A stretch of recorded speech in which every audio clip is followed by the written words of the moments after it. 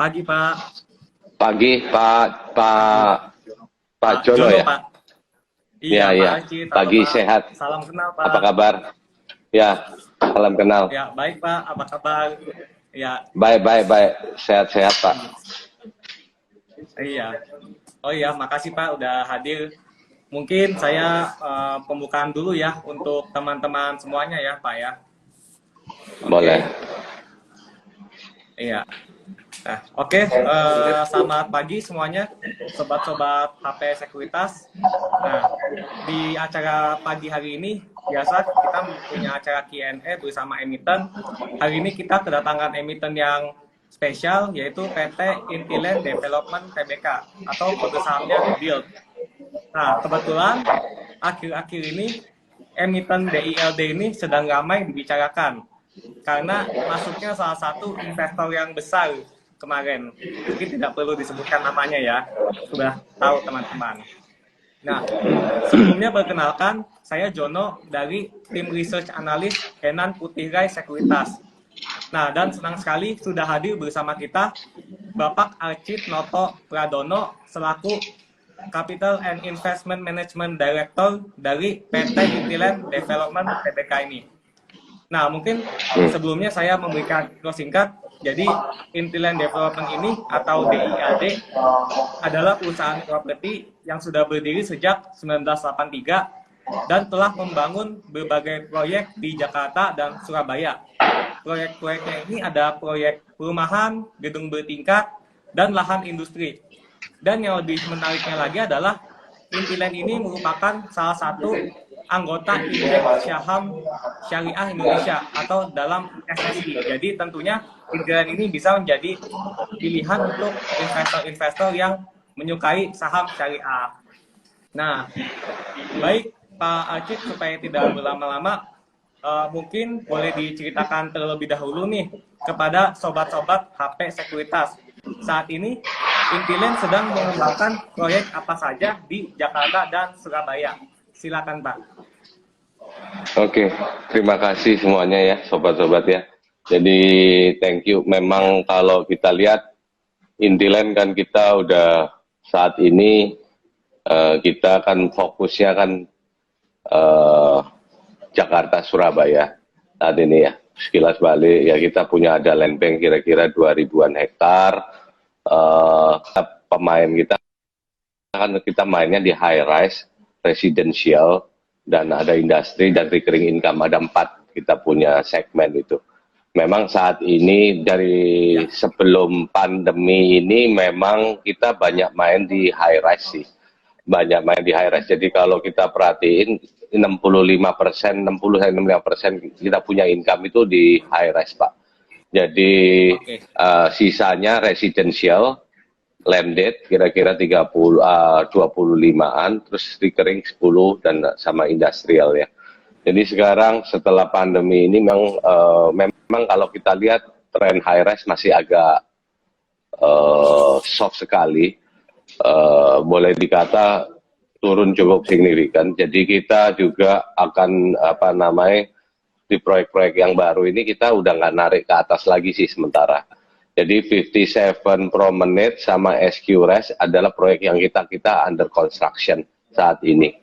Jadi memang kita nggak ada launching lagi. Jadi 57 Promenade itu proyek kita yang ada di belakang Grand Indonesia. Tahun ini kita udah selesai. Hopefully kita udah mulai serah terima. Sebelum akhir tahun ini kita udah mulai serah terima. Proyeknya oke, kita waktu itu launching di 2018-an. Kita jual udah 90%-an, jadi doing well. Terus habis itu kita ada proyek high rise lagi 57 yang sekarang udah topping off, kira-kira tahun depan juga udah selesai. Jadi proyeknya kita yang di high rise ini 2 yang construction. So far kita belum ada planning untuk high rise karena kita lihat kita baru gimana untuk high rise-nya. Stok kita masih ada beberapa yang cukup cukup banyak. Jadi memang salah satu penyebab kenapa performance kita kurang bagus karena memang stok untuk high rise-nya memang saat ini memang nggak favorable. Jadi tapi dari sudut capex sebenarnya kita nggak ada masalah dalam eksekusi. Jadi mungkin sampai tahun depan proyek kita pasti terdelivery, jadi konsumennya jadi udah pasti ini oke. Cuma gimana cara menjualnya aja proyeknya ini. Karena secara funding semuanya kalau proyek high rise kita semuanya udah fully funded ya. Karena kita ini proyek JV yang mana juga kita juga punya enough cash untuk cash komplitnya, untuk cost to complete-nya. Terus untuk yang apa namanya yang landed di Jakarta yang kita akan kerjakan adalah project sama seperti Serenia Hill. Kita akan lebih ada beberapa klaster, nanti ke depan juga ada klaster juga baru, juga ada kerjasama dengan orang pemilik lahan di Serenia juga. Terus nantinya juga ada di Telaga Bestari, mungkin seperti yang publisitas kemarin, kita lagi persiapan untuk dengan kita ada joint venture juga nanti dengan pihak Midbana juga, yaitu perusahaan joint venture antara Mitsubishi dan Surbana Jurong dari Singapura untuk pengembangan 50 hektar di Telaga Bestari. Yang untuk di Surabaya sendiri, Geraha Natura juga kita ada beberapa klaster yang kita launching. Jadi memang yang akan perbanyak juga. Terus ada Amnesta Living. Jadi memang untuk saat ini memang kita coba untuk menambah proyek-proyek yang di landed kita, Pak. Jadi memang landednya hopefully kita akan mengisi untuk selama ini sales kita kan banyak tergerus untuk yang di high rise. In the near time kita akan replace, kita akan kejar dengan software, dengan penjualan di landednya. Hopefully setelah ini mungkin once market high rise-nya udah bisa comeback, kita juga udah ready dengan stok-stok kita, dan tentunya launching di kemudian harinya pun juga akan high rise akan kita lihat. Jadi memang cyclical high rise-nya lagi di downturn, belum bisa pick up.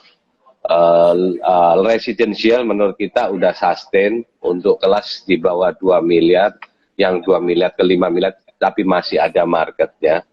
Nah ini yang kita akan ke depan, yang kita akan coba replace. So far begitu. Dari sudut industrial juga kita ada industrial Batang Industrial Estate. Jadi kita ada tambahan satu proyek Batang Industrial Estate. Selain dulunya kita punya Ngoro, mulai tahun lalu kita udah launching.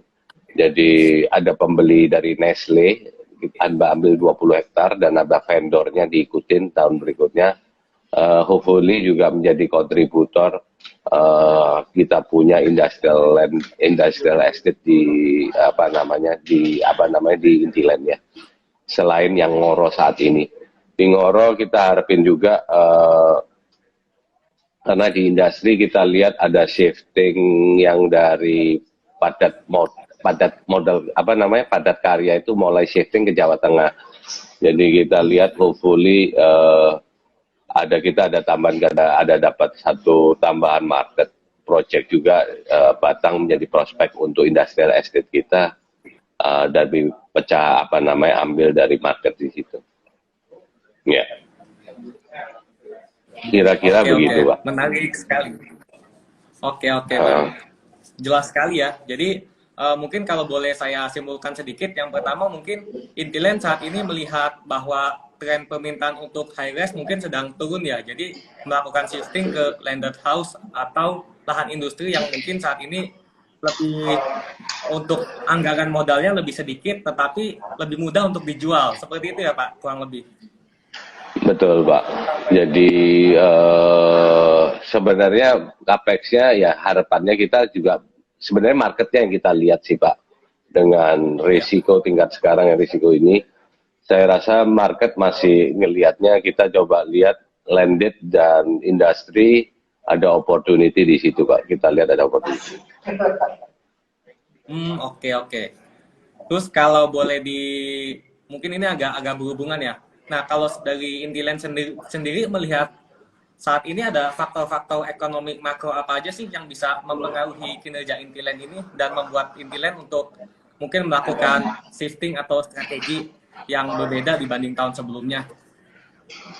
Jadi kita lihat ke depan ini kan memang inflasi agak naik ya, pasti replacement Iya, cost pasti akan lebih tinggi. Di satu sisi daya beli juga akan apa namanya, kalau kita lihat kemarin kan kalau biasanya ada temporary, ada sesaat lah biasanya. iya.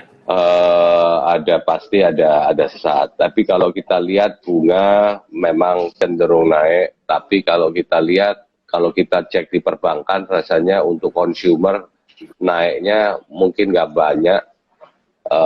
Even kalau misalnya banyak, kita masih punya room banyak lagi. Bisa diantisipasi dengan memberikan package seperti apa namanya subsidi bunga apa lagi balik lagi karena selama ini yang di lended udah nggak ada subsidi bunga karena bunga udah cukup menarik dari pihak perbankan. Jadi sementara temporary mungkin strategi itu akan mungkin kita lihat kalau bunganya naik mungkin kita untuk tetap menopang kita punya penjualan akan mungkin subsidi bunga itu mungkin kita bisa akan kasih kembali sambil melihat marketnya untuk akan stabilize lagi. Tapi hopefully kalau kita lihat perbankan kita cukup baik dari sudut liquidity, mestinya tidak terlalu overshoot ya mengenai bunga ini, terutama yang di sektor KPR. Ya, terus untuk harga menurut saya akan nanti pelan-pelan akan di-adjust ya biasanya pasti margin apa pelan-pelan di shifting tapi kalau barang yang udah ready stock apa ya kita hanya mungkin ada opportunity juga ya kalau lihat ada orang costnya udah naik kita mungkin ya masih bisa harganya masih bisa ini jadi mungkin kita coba ada opportunity untuk naikin demandnya dari segi marketingnya karena harganya kalau yang ready stock kan kita punya costing kan udah yang dari ini cuma untuk yang inden ke depannya yang perlu disiasati. Oke.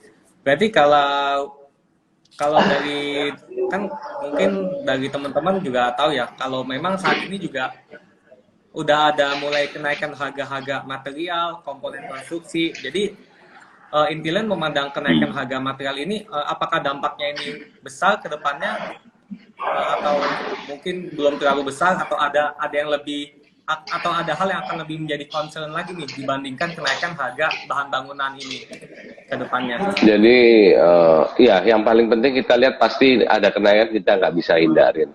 Tapi kita lihat beberapa harga juga begitu marketnya masih slow juga harga juga nggak banyak yang overshoot juga kayak besi kita lihat juga kemarin juga trennya masih turun ya Mas Yan. Kemarin malah turun 9 ribuan something Mas Yan.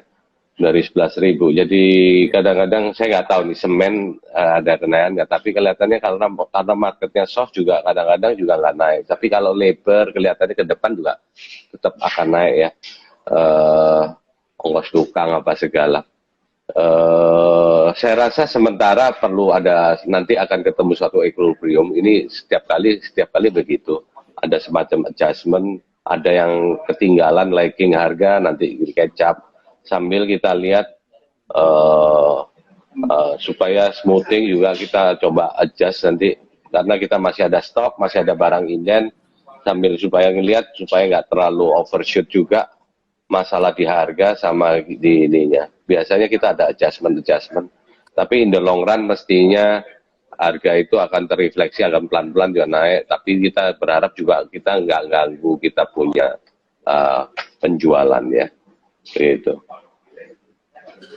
Oke. Nah, kemudian nih Pak, kalau misalnya sekarang kan kita lihat ya, mungkin, oh ya, tadi saya mungkin lupa menyinggung sedikit. Di semester 2 ini, akhir tahun ini kalau nggak salah ada serah terima dari yang 57 Promenade ya. Itu kira-kira bisa terhitung sebagai revenue tuh seberapa besar Pak? Berapa triliun gitu Pak? Kita ada jual sekitar 2-an ya, tapi itu 2, totalnya penjualan 2,2. Hopefully serah terimanya bisa smoothing. Ya target saya mungkin bisa separuh paling enggak ya, bisa kita serah terimain. Karena ini kan tergantung, karena ini apartemen agak high end, takutnya mereka agak rewel. Tapi mestinya dengan kualitas kita udah sebelumnya kita udah ini, hopefully kita bisa antara targetnya bisa di atas 50% kita bisa serah terimain. Sebenarnya barangnya ready, cuma perlu waktu ya, manggilin orang satu-satu, terus make sure komplainnya itu nggak banyak dari mereka. Jadi practically udah selesai, cuma masalah ini aja, apa namanya, legalitas sama ininya. Secara pekerjaan fisik sih udah ya biasalah, serah terima kan begitu ya. Ada masalah apa namanya, dia terima apa enggak angkanya. Mestinya sih kita target kita antara 50% kita hopefully kita bisa serah terimain. Oke. Berarti kalau misalnya tadi kalau misalnya 2 triliun mungkin yang bisa tahun ini sekitar 1 triliun ya Pak ya, dari serah terima yang Seven ini ya, masuk ke revenue ya. Iya. Berarti kalau ada itu ya. pendapatan 1 triliun. Oke. Berarti seharusnya di akhir tahun ini bisa kerugiannya secara bottom line mungkin bisa menjadi untung ya Pak ya, kalau misalnya adanya serah terima pengakuan pendapatan ini. Iya, itu kita yang harapin bahwa kalau serah terima ini bisa smoothing, kita bisa turn around menjadi apa namanya positif. Karena sekarang kan masalahnya kan high rise ini sekarang kan nggak ada pengakuannya serah terima ya, seperti ya, nggak ada pengakuan secara bertahap. Meskipun prosesnya 4 tahun, jadi kita mesti jualan, mesti puasa income jadi 4 tahun. Ini agak ya ini keadaannya begini nih, PSAK-nya begitu, so far. Ya. Oke. Kemudian kalau misalnya kita lihat ini marketing sales-nya itu kan semester 1 baru sekitar 800 miliar ya. Nah, target tahun ini itu 2,4 triliun. Kira-kira pandangannya bagaimana? Apakah akan terus dikejar atau mungkin ada revisi target? Seperti apa, Pak? Kelihatannya kita masih stick di target ya. Coba kita liatin ya. Memang kejadian apa namanya belakangan ini memang kita lihat ada kenaikan BBM apa segala ini, kita lihat juga kita belum tahu efeknya. Tapi kalau dari item yang kita lihat, dan memang market high rise-nya belum kita lihat belum comeback. Kita lagi lihat Pak, kelihatannya memang kita mesti realistis, kelihatannya angka itu agak terlalu tinggi ya dengan kondisi beberapa ini. Tapi kita masih coba optimalkan dengan resources kita yang ada. Hopefully juga stok ini yang ready stock kita menjadi menarik karena harganya masih stay. Banyak orang yang realize mungkin ada kebutuhan. Hopefully mereka yang punya duit ya, balik lagi yang punya duit bisa mempercepat dia punya planning untuk spendingnya ya. Sebenarnya kalau yang problem ini kan kalau kita lihat orang yang takut itu selalu kan menunda. Tapi menunda itu ada dua sebab ya. Kalau menundanya menjadi lebih mahal, mereka juga mikir kan menunda. Oh tapi ternyata apa yang ditunda nanti menjadi costnya lebih tinggi ya, karena ada kebutuhan sekarang. Mungkin kita berharap mereka ada ini karena barang-barang kita kan barang-barang middle upper ya. Jadi kelas middle, jadi bukan yang bawah yang memang first home buyer. Yang first home buyer juga tentunya beda ya, mereka juga akan bisa beda. Jadi kalau hopefully dengan stok ini, dengan ada opportunity harga ini, kita lihat dengan harga stay, kita coba hopefully kita juga akan push, semoga apa namanya inventory kita bisa di flush lebih cepat gitu loh. Ya. Oke. Baik. Nah, mungkin kita boleh lanjut kebetulan kita udah banyak sih Pak pertanyaan yang masuk di kolom komentar, jadi mungkin cukup antusias penonton kita hari ini Pak. Saya bacakan dulu yang beberapa yang ada di post di Instagram kita ya. Nah, mungkin pertanyaannya ini tadi udah terjawab beberapa. Nah, beberapa yang belum terjawab, misalnya seperti ada yang bertanya mengenai lebih ke akuntansinya agak spesifik. Jadi kan ada akun komponen pendanaan atas liabilitas kontrak atau beban bunga atas liabilitas kontrak. Nah, ini sebenarnya akun apa dan apakah jika sudah serah terima nanti apakah akan hilang akun tersebut? Mungkin boleh dijelaskan dulu, Pak. Ya, kalau pada saat kita terima nanti keadaannya kan kelihatan tercatat sebagai revenue, akan di reverse memang. Tapi di satu sisi, jadi intinya akuntabilitas ini semua ini kan istilah pendiskontoan ya. Karena kalau kita terima uang di depan, begitu udah diakuin, jadi efeknya jadi hilang kan. Jadi itu. Begitu juga dengan utangnya jadi berkurang. Jadi sebenarnya PSAK ini kan sebenarnya memposisikan sesuatu di satu titik. Jadi itu pendapatan atau itu liability. Jadi semuanya yang satu dipotong, yang satunya ditambah, dikredit.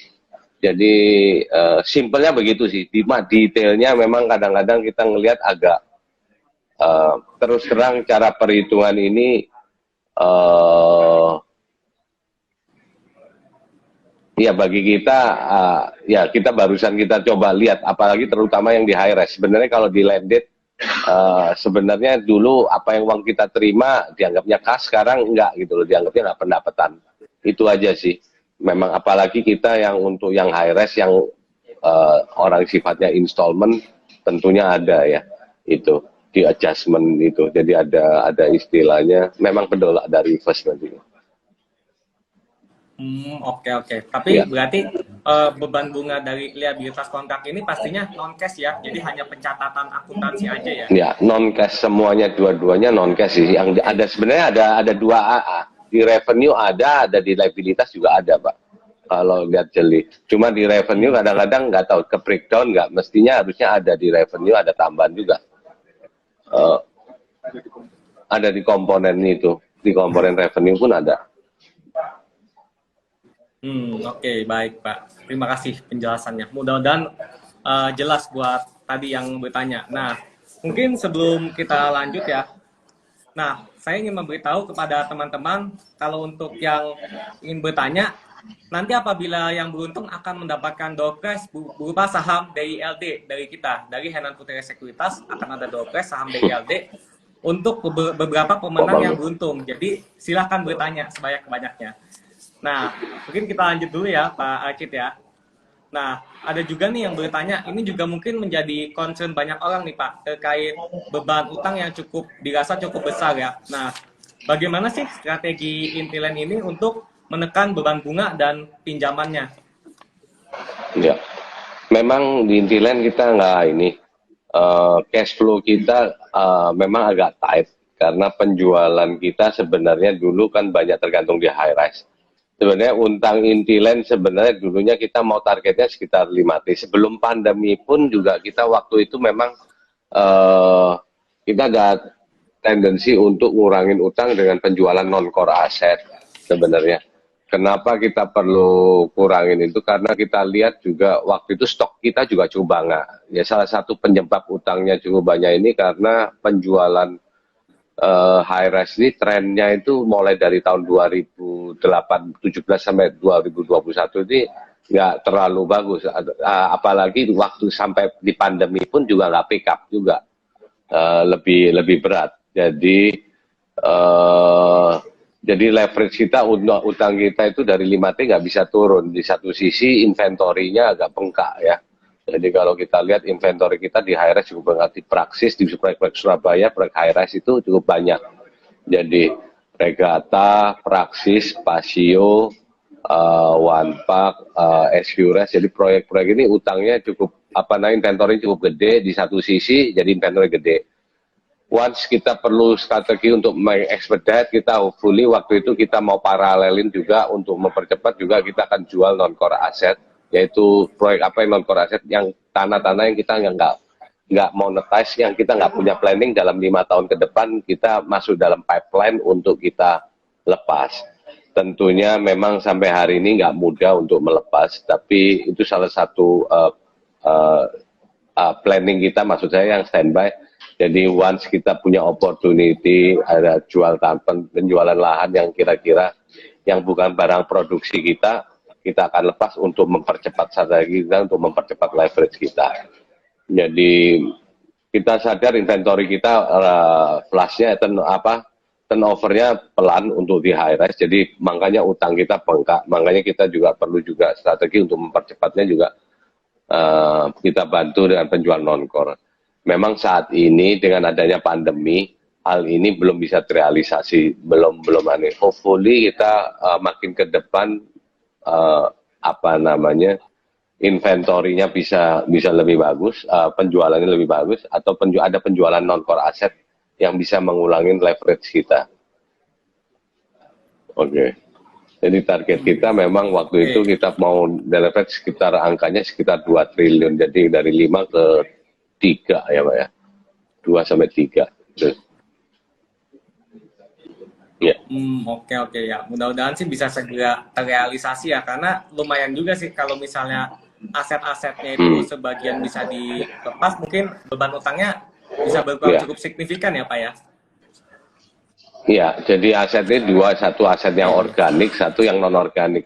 Yang organiknya itu yang ada di inventory dalam bentuk barang yang ready stock, atau yang barang lagi kita kerjain. Kedua juga yaitu non core aset. Jadi kalau kita lihat ya kita coba di 2 item itu memang.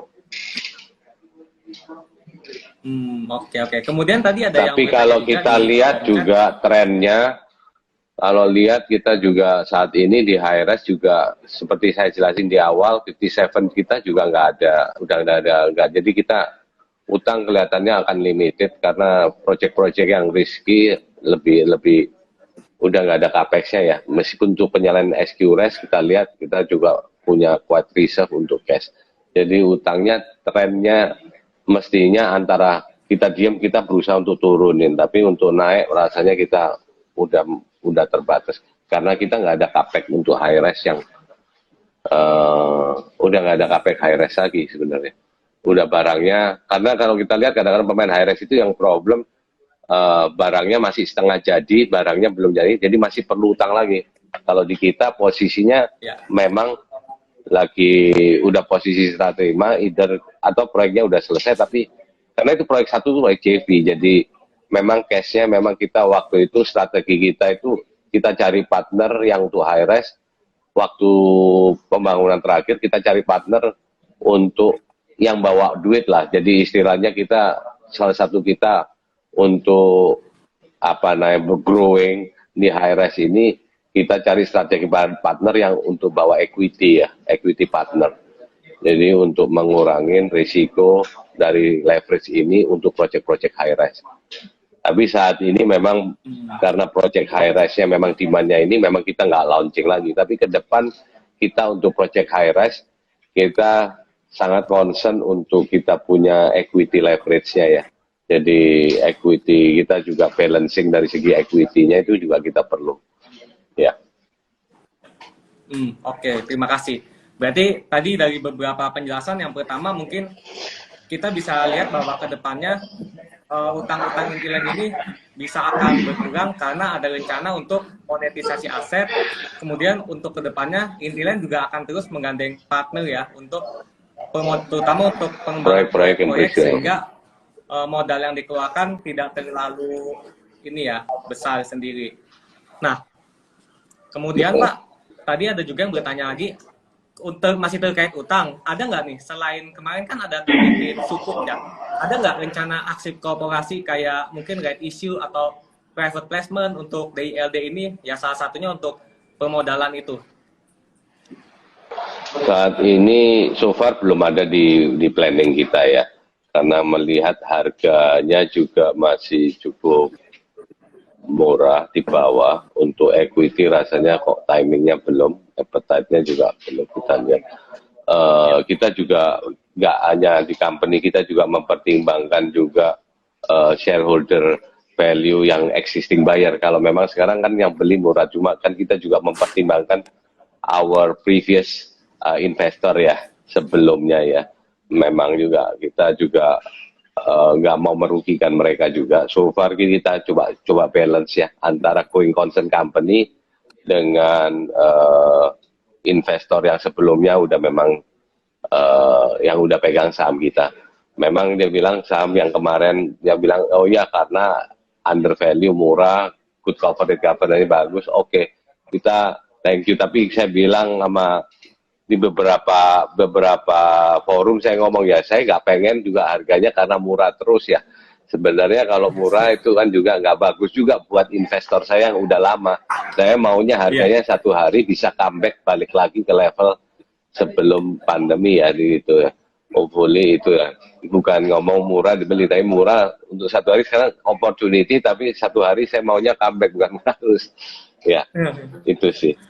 Nah, jadi kalau untuk corporate action rasanya kita belum. Kalau untuk yang paling kalau yang di company kita coba untuk profile gimana kita bisa lebih efisien untuk bunga sama pembayaran, gimana kita untuk kita profiling lagi pembayaran pokok pinjamannya karena kita mengantisipasi kalau cash flow-nya masih ketat dan kita mesti stretching lagi ya. Itu aja sih.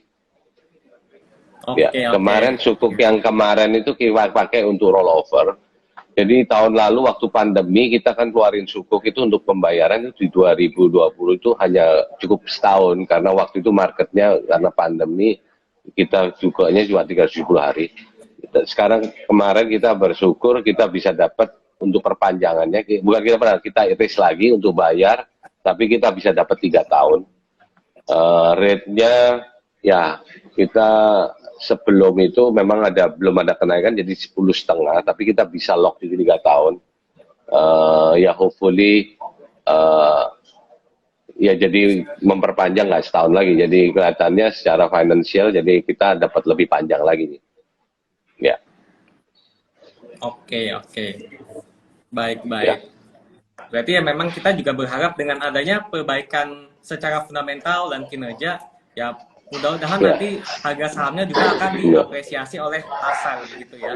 Nah, kemudian ini mungkin tadi kita belum sempat membahas soal land bank ya. Untuk land bank sendiri, Intiland itu kalau nggak salah sekitar 2.000 hektar di Jakarta dan Surabaya.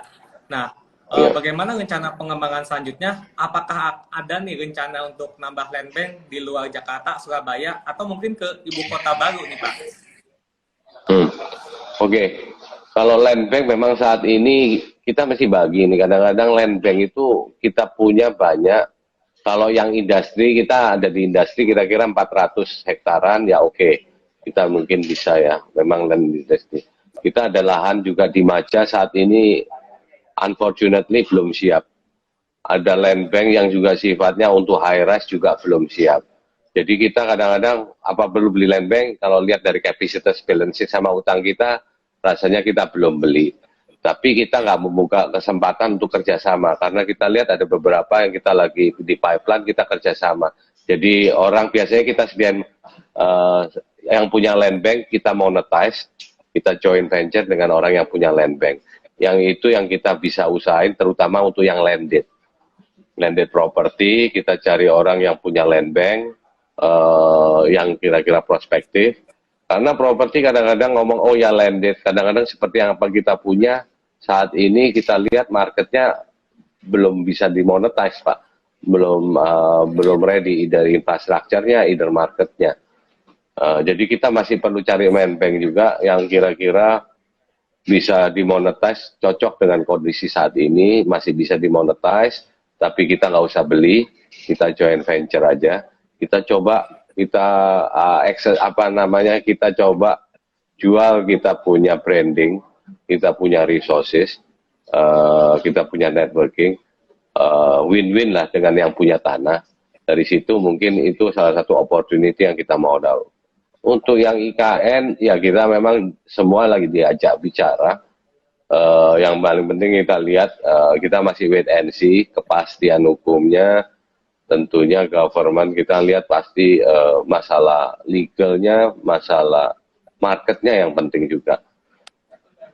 Captive marketnya ya hopefully makin hari makin jelas. Pastinya tentunya kita nggak nuntut kesempatan itu juga lah ya. Karena menurut kita ya masih too early to call lah ya, apalagi developer. Karena kalau gini kita pasti sangat perlu untuk kalian pasti dari government dulu yang mesti ini, government spending, government intention, itu yang kasih kita lihat ya so far. Ya. Oke, baik. Nah, kita bisa lanjut nih Pak. Ada yang bertanya di kolom komentar dari Algon SP. Nah, kan Intiland ini punya lahan industri yang di Ngoro dan di Batang ya. Nah, kemudian kalau yang di Ngoro itu tadi ada anchor tenannya dari Nestle. Nah, untuk lahan industri ini sendiri yang dimiliki Intiland itu bedanya apa sih Pak sama yang milik pemerintah atau milik mungkin pemain swasta lainnya di daerah Ngoro dan Batang itu? Kemudian kira-kira nih ada lagi nggak nih anchor tenant yang sedang dikejar kayak gitu? Oke. Beda Batang sama pemerintah pasti kita punya bukan tanah sewa lah ya, HGB murni. Memang ada disruption karena pemerintah sangat agresif dari segi harga untuk sewanya. Jadi harga kita sementara juga tapi ada bedanya sih. Di government kan sewa aja. Jadi kalau kita kan HGB murni tentunya bagi kita lihat juga market kita ya tetap ada beberapa orang juga kalau kita lihat juga masalah birokrasi pemerintah juga nggak mudah. Hopefully kalau mereka pengen yang lebih cepat ada yang saya rasa untuk industri yang besar-besar mungkin di government ya. Tapi kita dengan lahan kita yang 250 kita carinya memang industri yang seperti Nestle, FMCG, jadi industri untuk consumer. Kita jual itu sebenarnya industri itu consumer, terus ininya kita punya juga apa namanya dari segi so far kita punya kualitas itu apa namanya either air itu cukup bagus, jadi untuk industri makanan memang cocok. Jadi kenapa Nestle beli itu sebenarnya salah satu sebabnya. Jadi kalau dibandingin government lebih ke arah dekat pantai, kita punya lebih ke atas ya.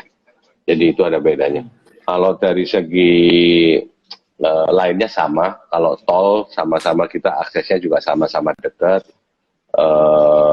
Tapi mereka ke arah pemerintah lebih ke utara. Kalau segi listrik ya so far di situ ada Batang cukup gede, di Jawa ada transportasi bagus sampai karena kita lihat dari saat ini memang sejak terhubungnya tol Jakarta sama mulai sampai dari ujung di Jawa ini udah terconnected, kita lihat sepanjang tol itu ada opportunity untuk industrial. Jadi mungkin industri itu nggak dulunya konsentrate banyak terpaku di daerah Jawa Barat, sekarang mungkin bisa akan bergeser ya ke Jawa Tengah, mungkin Jawa Timur juga akan bergeser. Jadi ada chance untuk itu. Ya. Oke. Berarti pastinya Intiland juga terus memanfaatkan peluang, salah satunya dengan melihat lahan industri yang saat ini tren untuk kota industri sendiri sedang di arah Jawa Tengah dan Jawa Timur ya. Nah, kemudian mungkin ya karena labornya sama environmentnya lebih oke ya so far kita labor sama environment satu labor cost satu environment bisnisnya juga so far lebih kondusif lah ya, lebih birokrasinya so far pengalaman kita lebih lancar gitu. Oke. Kemudian kita masih ada beberapa pertanyaan lagi nih. Mungkin sebelum kita lanjutkan, saya mau mengingatkan kembali kepada teman-teman bahwa nanti untuk penanya yang beruntung, kita akan ada door prize yang akan diumumkan di live IG kita pada tanggal 22 September 2022. Dan untuk sobat-sobat yang belum memiliki akun di Henan Putri Sekuritas, silakan klik profil IG kita di HP Sekuritas dan klik link tree yang ada di profil dan langsung aja registrasi online dan membuka rekening efek bersama kita. Nantinya pasti teman-teman akan terus mendapatkan rekomendasi saham dan kita juga akan mengadakan banyak event-event seperti ini untuk bertanya langsung kepada emiten seperti Intiland ini. Nah, Pak, kalau dari segi recurring income nih Pak, kan ini kita lihat mayoritas masih dari segmen perkantoran ya. Nah, trennya ini seperti apa Pak untuk segmen perkantoran? Soalnya kan kita tahu sekarang beberapa kantor juga masih menerapkan WFH atau hybrid nih Pak. Betul. Kalau kita lihat saat ini, kalau di kita, kantor kita ada 3 ya. Sudirman di Intiland Tower Jakarta, Intiland Tower Surabaya, posisinya antara stuck dan cenderung menurun. Tapi kita lihat pelan-pelan akan comeback, belum lihat. Kita lihat view-nya juga dengan adanya supply, sekarang yang masih cukup banyak, harga juga akan masih di sini aja. Cuma kita lihat ada kita punya yang di Southwater cukup lumayan karena dia di kawasan itu banyak kantor-kantor tua dan banyak perusahaannya cukup capable, cukup mampu. Mereka ada yang jadi kita kanibalin orang pindah ke tempat kita. Jadi ada beberapa kita mengalami kenaikan okupansi, tapi tentunya harganya juga nggak lebih di marketnya bukan harga yang cukup bagus ya. Tapi which is masih oke, tapi kita tahu penambahan okupansi. Jadi hopefully jadi balik ke secara makro overall sih memang saya setuju. Marketnya office ini belum kemana-mana, cenderung turun. Tinggal pinter-pinternya kita aja. Gimana di antara kita saling menarik. Kelihatannya marketnya karena supply-nya sama ininya masih belum. Karena ada tren orang jadi hybrid juga ada penyesuaian juga. Terus tapi yang kita lihat yang di Southwater kita juga ngelihat ada opportunity karena kita bisa grab dari kita bisa ambil dari market dari gedung yang di sono karena punya kita gedungnya cukup dari segi kompetens kita termasuk yang one of the best di kawasan TBC Matupang dan di situ banyak relatively banyak gedung yang tua tapi perusahaan bagus mereka pindah jadi kita dapat benefit karena okupansi kita kemarin ada agak lumayan naik ya. Ada Grab, ada masuk, ada fintech, ada udah mulai masuk. Memang harga nggak bagus, tapi kita lihat ada penambahan sih.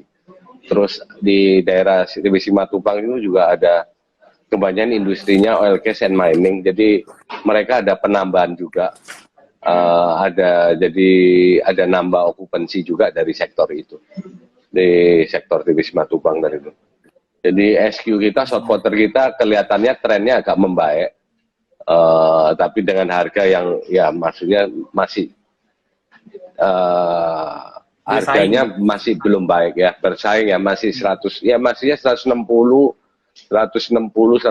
termasuk service charge ya which is menurut kita ya dalam kondisi sekarang ya oke tapi take up-nya nambah cukup banyak. Ya. Mungkin kalau harga sewa ya mungkin nanti kedepannya akan menyesuaikan ya apabila situasinya udah membaik nanti mungkin harga akan menyesuaikan, tetapi dari segi okupansinya meningkat terus ya Pak ya? Kalau yang di Southwater ya, kalau yang di Sudirman agak masih belum kita masih lihat. Karena di Sudirman belum ada katalis ya, kebanyakan gedung juga suplainya nggak banyak. Oke. Kemudian nih Pak, kalau 1-2 tahun terakhir ini kan lagi banyak nih kebijakan dari kayak insentif PPN, relaksasi loan to value. Nah, itu kemarin itu dampak terhadap penjualan Intiland ini seberapa besar sih Pak? Atau mungkin tidak terlalu berpengaruh atau seperti apa? Sebenarnya kalau yang buat landed agak pengaruh. Tapi kita sayangnya kalau di Intiland kan banyaknya high rise. Kalau di high rise ini nggak terlalu signifikan karena diskonnya orang-orang di secondary market harganya lagi masih diskonnya kalau yang landed rumah landed di kitanya juga nggak banyak karena waktu itu kita lihat juga masa serah terima kan jadi stoknya kan nggak banyak itu kan nggak banyak tapi kita kejar waktu itu untuk serah terima lebih cepat waktu itu kan sayangnya ya land bank kita ternyata nyiapinnya nggak seberapa cepat itu karena barang yang di atas tetap pengaruh, tapi di kitanya karena yang di atas 2 miliar kita juga cukup banyak, yang di bawah 2 miliar nggak cukup banyak. Tapi yang di bawah 2 miliar seperti yang di Telaga Bestari, di Magnolia cukup pengaruh, Pak. Yang di Magnolia yang barang di bawah 1 M, di bawah 1-2 M itu pengaruh banyak. Sayangnya kita portfolio kita nggak banyak di situ. Iya. Ya. Iya, iya.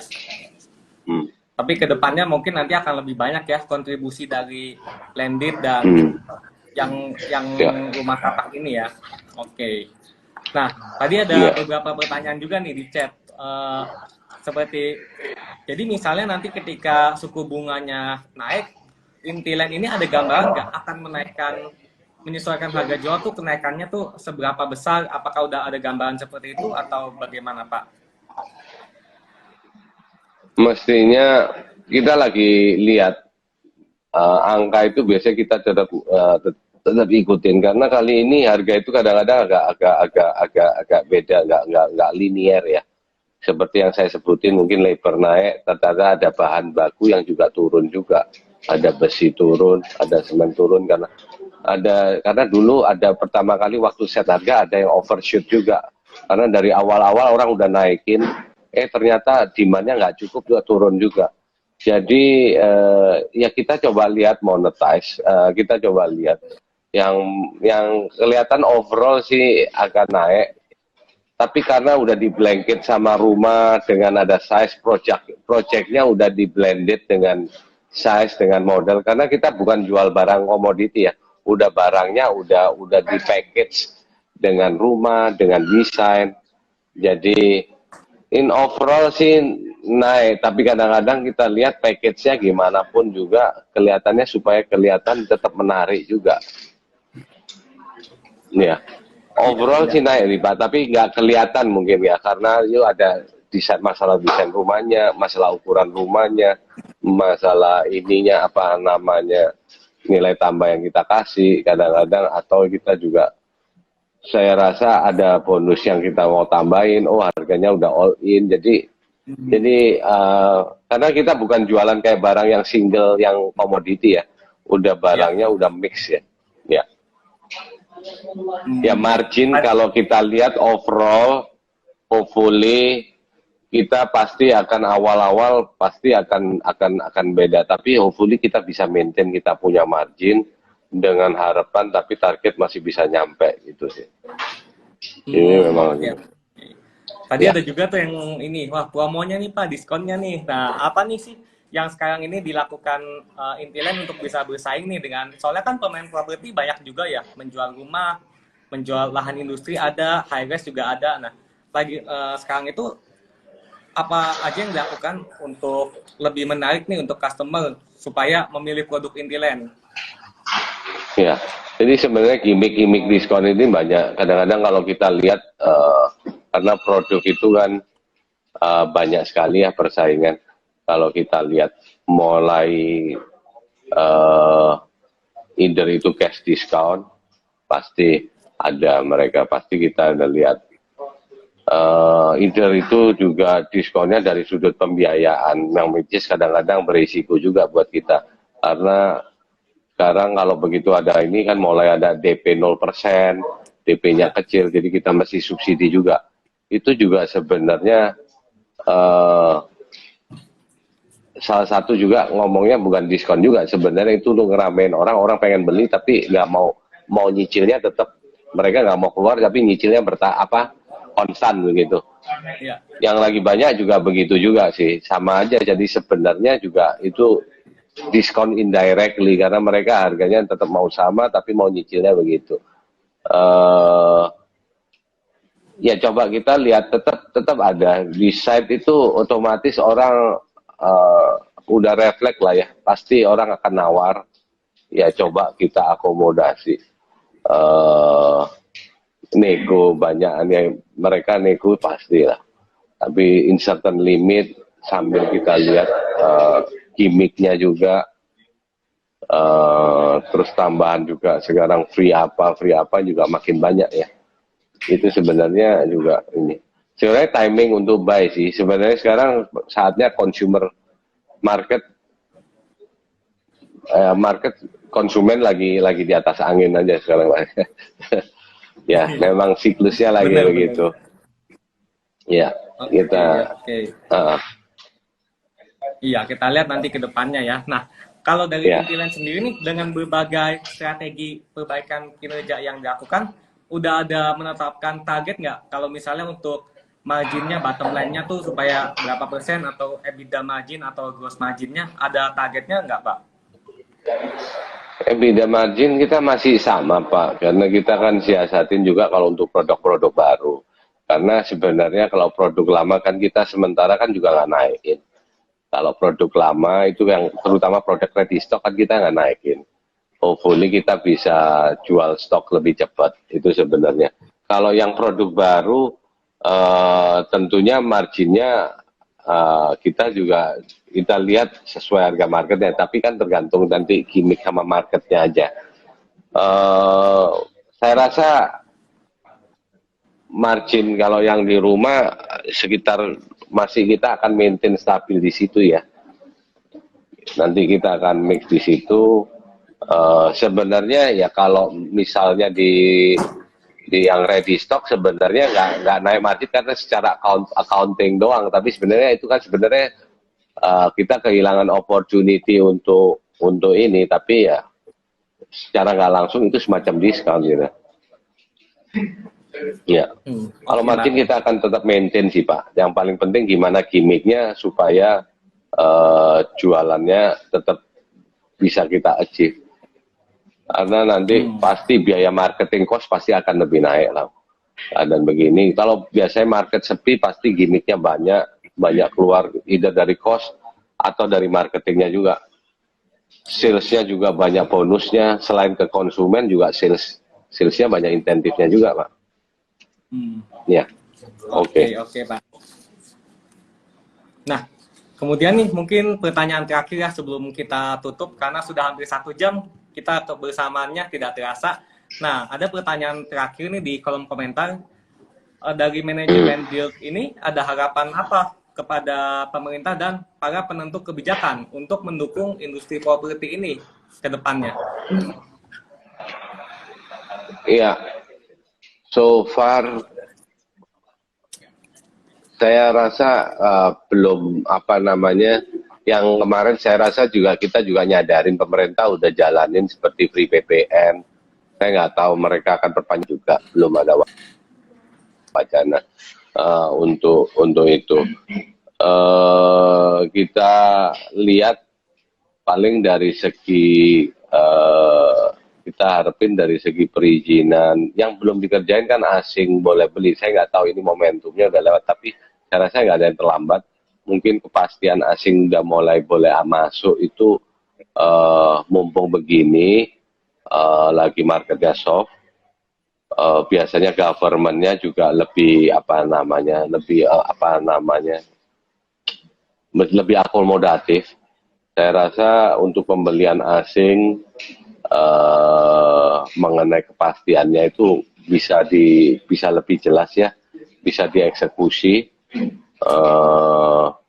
Itu sih kalau di kita, karena kita juga banyak bermain di high rise, kita harapin ada investor dari premier office sama high rise ini bisa, karena kalau kita lihat memang mungkin kalau secara marketnya belum, tapi satu hari nanti begitu swing, begitu ada, kita juga udah siap Pak. Jadi rasanya harus di-prepare mulai dari sekarang dalam kondisi yang sekarang kondisi yang very low pace ya untuk high rise rumah, untuk pembelian asing.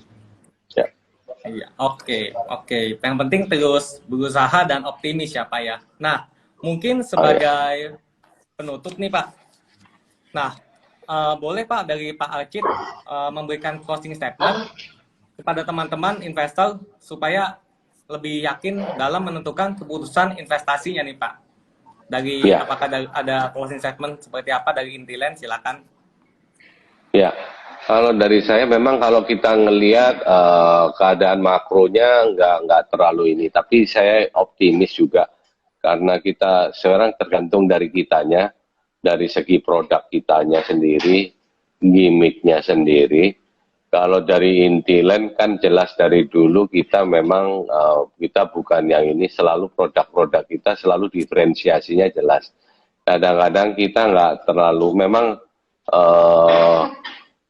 apa namanya, kita dulu bermain yang sesuatu yang nggak sensitif pricing, tapi kadang-kadang kita juga mesti adjust juga karena market maunya sensitif pricing, kita adjust. Tapi banyak produk-produk kita sebenarnya nilai tambahnya jauh dari, karena dari segi desain, dari segi quality, orang taunya di kitanya itu lebih produknya lebih ke premium. Jadi memang kita ngelihat dari angle yang berbeda. Kalau dari sudut sekarang kita punya turnaround story, rasanya udah jelas. Kita nunggu kita punya produk sebenarnya high rise kita sebenarnya di good location semua. Kita lebih percaya, maksud saya kita akan comeback lebih cepat daripada yang lain, karena banyak kita lihat stok high rise itu kalau kita bedah banyak juga sebenarnya kalau dihitung itu banyak yang di pinggir-pinggir juga. Kalau kita lokasinya jauh lebih premier. Either di Surabaya atau di Jakarta, posisi kita location wise-nya itu benar di sentral. Balik ke konsep ke high rise ya memang harusnya di tengah ya, atau di lokasi yang memang secara landed memang nggak bisa dibikin landed lah, itu aja. Jadi memang harganya memang udah beda, memang ada segmentasi yang jelas. Terus kalau mengenai yang landed kita juga akan nambah terus, hopefully ada joint venture ini udah mulai happening, kita juga terrealisasi juga, ada nanti ada hopefully juga ada nanti kerjasama lahan. Jadi kita selama ini kan lahan hanya kita punya, kita berusaha kita belum menggapai. Memang waktu ini akan mungkin kita akan ada orang yang punya lahan, nanti kita punya branding, ada satu upside lagi dari kita. Jadi dari sudut kita punya apa namanya high rise, udah tinggal jual aja, tidak ada penambahan dari nambahan dari liabilitas, kita nggak ada beban untuk penyelesaian barang kita. Jadi barang kita saya rasa tahun depan semuanya akan in place semua, kita nggak ada capex yang memberatkan kita punya balance sheet juga. Dari sudut industri kita coba lihat ada opportunity apa, kita juga lihat, kita punya lihat apa namanya, kita hopefully kita lihat kalau dari lihat tren di consumer ada perluasan pabrik ya, kita lihat. Jadi kita lihat ada demand dari si Nestle itu, ada vendor-vendornya juga masuk, cuma kita lihat ada tren uptrendnya itu consumer itu kalau kita lihat udah berapa tahun kelihatannya growth-nya lumayan stabil, dan kelihatannya tahun depan ini kan pemilu juga, saya rasa consumer akan tetap stabil ya, karena banyak uang yang mestinya akan ya biasanya pemilu lebih banyak, saya rasa likuiditas banyak uang istilahnya untuk consumer untuk cukup lebih banyak, karena banyak ya di Indonesia ini kan ada uang yang underground, ada uang yang ground, bayar underground money biasanya banyak. Hopefully bisa memutar perputaran ekonomi lebih bagus sih. Memang bisa mengurangin karena sekarang banyak amplify tentang resesi, tapi saya rasa dengan adanya hajat ini apa namanya pemilu, hopefully bisa di offset ya dengan kondisi actual yang ada di lapangan nantinya. Oke. Mungkin sebelum kita tutup, silakan Pak. Ya saya rasa kita udah di low base, kita udah lewatin sesuatu yang worst, kita lihat tunggu, kita udah doing well, kita sesuai planning kita high rise, kita tunggu marketnya comeback, hopefully capex-nya juga lihat, low rise-nya kita juga berbanyak, jadi ke depan low rise production kita, penjualan kita akan lebih banyak. Kalau di office kita masih lihat, jadi menurut saya downside-nya udah nggak banyak, tinggal kita tunggu lihat price-nya, sama kita kerja, hopefully kita bikin produk-produk kita makin bisa diterima, penjualannya tinggal masalah penjualannya aja, gimana kita push di penjualannya. Ya. Baik. Nah mungkin sebelum kita tutup ya, sebelum kita akhiri, saya ingin mengingatkan kembali kepada teman-teman yang tadi sudah bertanya dan bantu share. Nah kita mempunyai undian bonus berupa saham DILD yang nanti akan diumumkan pada live IG kita pada tanggal 22 September 2022. Jadi mohon dicatat nanti buat teman-teman. Dan kita setiap hari ada IG live topik setiap siang jam 13 yang akan membahas mengenai topik-topik terhangat di hari itu. Dan untuk investor yang belum bergabung menjadi Sobat Henan Putirai, boleh buka Instagram HP Sekuritas dan klik link yang ada di bio. Dan terima kasih banyak Pak Archid dari manajemen Intiland. Ya, thank you. Dan terima kasih buat teman-teman semua yang sudah semangat. menemani kita 1 jam kebersamaan di acara ini. Mudah-mudahan dengan adanya penjelasan dari manajemen Intiland dapat memberikan kita gambaran yang lebih jelas dan optimisme terhadap industri properti dan investasi di pasar modal Indonesia. Mungkin cukup sampai di sini saja karena sudah 1 jam ya. Terima kasih banyak Pak Archid atas Thank you. kebersamaan kita. Thank you Pak. Semoga sukses selalu Thank untuk you. Intiland. Ya, sama-sama sehat selalu ya. Ya, maju. Yes. Ya, Sehat thank selalu, you. Pak. Thank Ya. you. Thank you.